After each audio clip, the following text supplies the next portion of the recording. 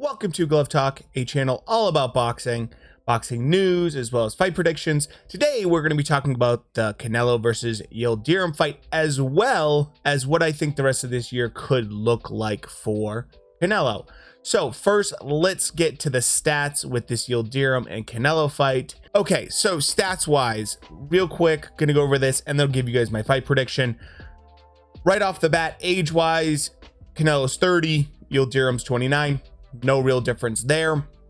Height-wise, Yildirim does have the height advantage, but as we've seen time and time again with Canelo, that doesn't really matter all that much. I mean, he just got done fighting Callum Smith, who's 6'3", so I don't expect that to play a factor here. He usually can get on the inside. Sometimes it might take a round or two for him to figure out the timing, but he figures it out. Now, looking at reach, this is where Canelo even has a little bit of a slight advantage. So yeah, not much to go on here in terms of stats that really stand out. Now, normally when I do a fight breakdown, I like to kind of talk about pros and cons of each guy, what their game plan might be, all that stuff. I'm not going to waste your guys' time with that. I think this is a very straightforward fight. This is a stay busy mandatory fight. That's what this is for Canelo. He's going to win, and he's going to win whenever he wants to win. I'm expecting a KO in the first 4 rounds. That's my prediction for this fight. If Canelo wants to go longer, it's because he's playing with his food. That's what I really believe. Yildirim has not looked good. He lost to, Anthony Jarrell. He's lost to Chris Eubank Jr. He's flat-footed.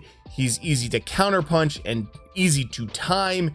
He just doesn't bring anything to the table that I could possibly see him utilizing to beat Canelo. And although we've had some crazy upsets this year, this is not going to be one of them. So I am going to predict Canelo to have a KO in the first 4 rounds. If it goes longer than that, like I said, Canelo's playing with his food.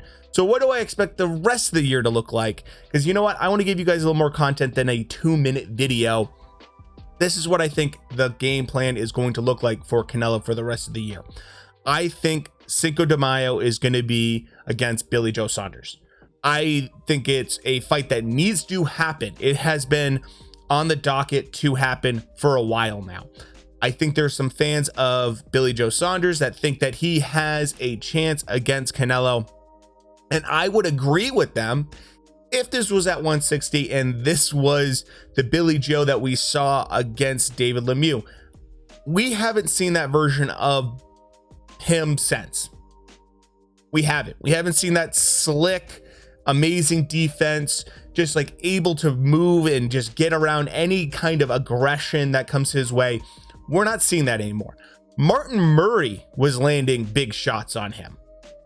I mean, granted, not enough to really hurt Billy Joe Saunders, but he was landing solid shots on him. And in my opinion, the biggest problem with Billy Joe is that when he's not fighting or he's not in camp, he isn't living the lifestyle. And I think he's just not as interested in boxing as he should be. And that's my opinion. I just don't see a guy as dedicated as he should be.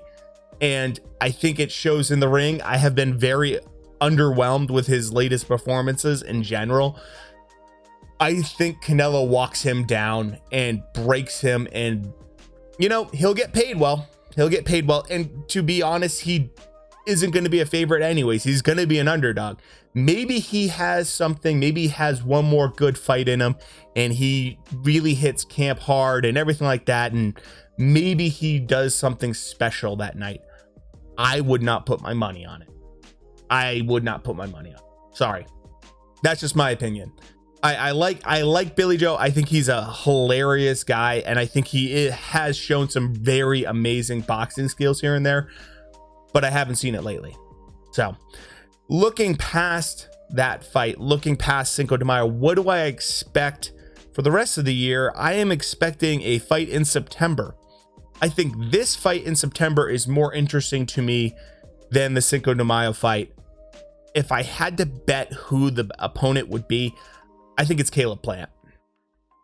Well, you either have Caleb Plant or David Benavidez, really. Those are your two options. I think that Billy Joe is easily going to be slotted in for Cinco de Mayo. So that kind of leaves those two guys left.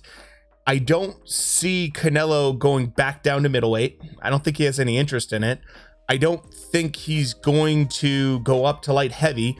There is the Triple G like trilogy that could happen, but I don't know if it's really warranted, and I don't really know if that's what he wants to do, or even if that's what Triple G wants. I know Triple G talks about it, but I don't know if it's really going to be there. I just don't. And so if I'm Canelo, you just got done beating up a slick fighter who doesn't have, you know, the hardest punching power in Billy Joe, going to Caleb Plant, who's also a slick fighter that doesn't have a lot of, you know, power in his hands.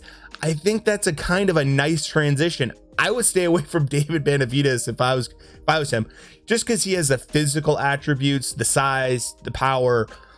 He's someone that you want to game plan for a little bit more, and I would take up Caleb Plant. I think that's a kind of a fun fight to watch. I would probably favor Canelo in that fight, to be honest with you, especially after seeing that Caleb Plant just broke his hand in this last fight.